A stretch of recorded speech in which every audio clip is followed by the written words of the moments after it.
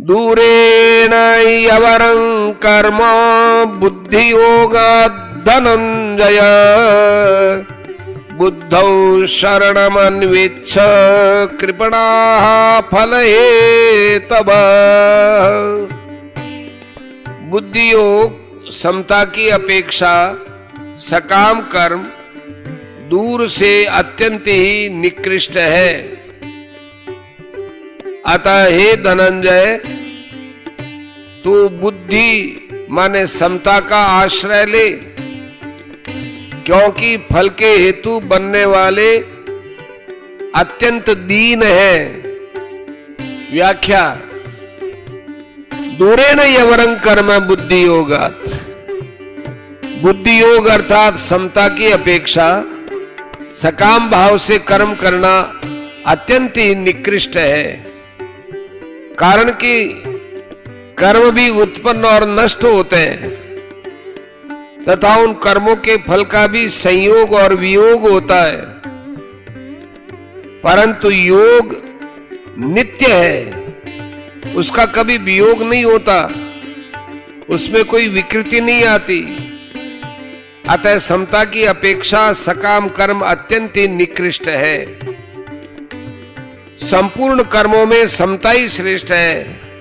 समता के बिना तो मात्र जीव कर्म करते ही रहते हैं तथा उन कर्मों के परिणाम में जन्मते मरते और सुख दुख भोगते ही रहते हैं।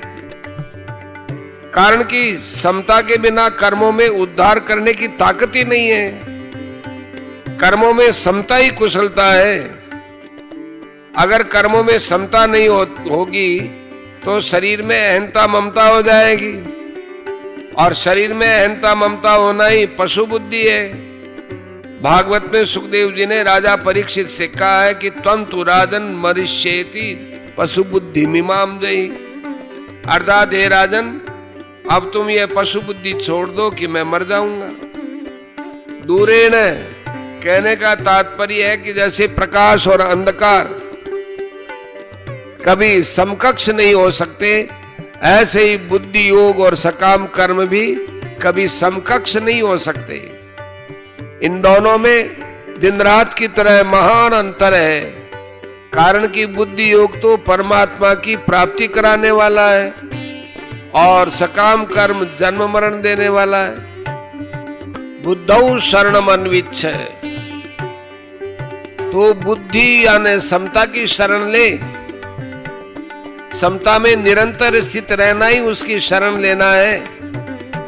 समता में स्थित रहने से ही तुझे स्वरूप में अपनी स्थिति का अनुभव होगा। कृपणा फल हेतु है, कर्मों के फल का हेतु बनना अत्यंत निकृष्ट है। कर्म, कर्म फल, कर्म सामग्री और शरीर आदि कर्णों के साथ अपना संबंध जोड़ लेना ही कर्म फल का हेतु बनना है। अतः भगवान ने 47वें श्लोक में मां कर्म फल हेतुर्भू कहकर कर्मों के फल का हेतु बनने में निषेध किया है। कर्म और कर्म फल का विभाग अलग है तथा इन दोनों से रहित जो नित्य तत्व है उसका विभाग अलग है। वह नित्य तत्व अनित्य कर्म फल के आश्रित हो जाए, इसके समान निकृष्टता और क्या होगी। परिशिष्ट भाव: योग की अपेक्षा कर्म दूर से निकृष्ट है, अर्थात कल्याणकारी नहीं है। जैसे पर्वत से अणु बहुत दूर है, अर्थात अणु को पर्वत के पास रखकर दोनों की तुलना नहीं की जा सकती, ऐसे ही योग से कर्म बहुत दूर है, अर्थात योग और कर्म की तुलना नहीं की जा सकती। कर्मों में योग की कुशलता है, योग कर्मसु कौशलम। इसलिए योग के बिना कर्म निकृष्ट है, निरर्थक है और बाधक है। कर्मणा बध्यते जंतु। कर्म योग में कर्म कर्ण सापेक्ष है, पर योग कर्ण निरपेक्ष है। योग की प्राप्ति कर्म से नहीं होती, प्रत्युत सेवा और त्याग से होती है। अतः कर्मयोग कर्म नहीं है, कर्मयोग कर्ण निरपेक्ष अर्थात विवेक प्रधान साधन है। अगर सेवा त्याग की प्रधानता न हो तो कर्म होगा, कर्म योग होगा ही नहीं। समता तो परमात्म तत्व की प्राप्ति कराने वाली है, पर सकाम कर्म जन्म मरण देने वाला है।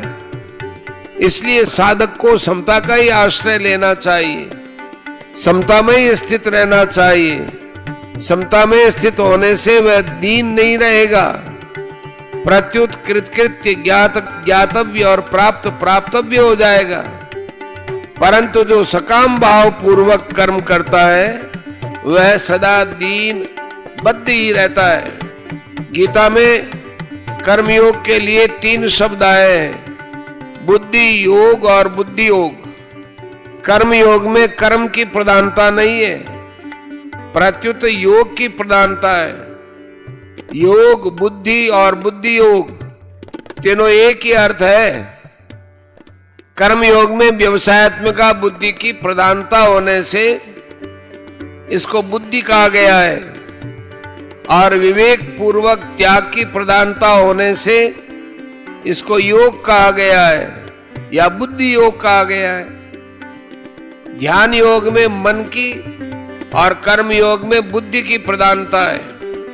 मन के निरोध में स्थिरता और चंचलता दोनों बहुत दूर तक रहती है, क्योंकि इसमें साधक मन को संसार से हटाना और परमात्मा में लगाना चाहता है। मन को संसार से हटाने पर संसार की सत्ता बनी रहती है। यह सिद्धांत है कि जब तक दूसरी सत्ता की मान्यता रहती है तब तक मन का सर्वथा निरोध नहीं हो सकता। इसलिए समाधि तक पहुंचने पर भी समाधि और व्युत्थान ये 2 अवस्था रहती है, परंतु बुद्धि की प्रधानता रहने पर कर्मयोग में विवेक की मुख्यता रहती है।